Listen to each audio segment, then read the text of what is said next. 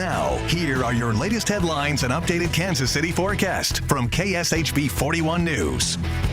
I'm Dia Wall with KSHB 41. Here are your headlines. We're one step closer to getting COVID-19 vaccines for infants, toddlers, and preschoolers. An FDA advisory committee gave a thumbs up to Moderna's 2 shots for children under 5. The FDA is expected to authorize the shot quickly, now that the advisors have given it the green light.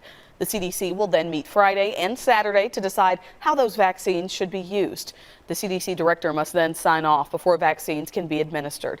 If all goes well, vaccinations for young children can begin as early as next week. We're learning more about the person Blue Springs police say threatened a mass shooting on Snapchat. This resulted in nearly a dozen school districts canceling summer activities today. This morning, police announced a person was in custody and that charges were pending. Blue Springs police say that he's 19 years old, but they weren't quite sure if he graduated. They also say he's no longer enrolled in the Blue Springs School District. Police tell us he has a history of violence, but he did surrender willingly. The Federal Reserve raised interest rates 0.75% today. These rate hikes will make borrowing money for homes, cars, and other purchases more expensive for people like you and me.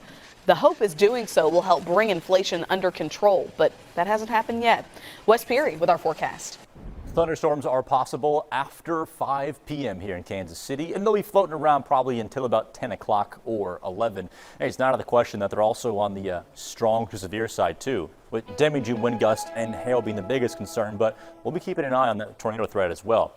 All right, the heat just continues for at least the next 10 days. In fact, probably the next 5 to 7 days.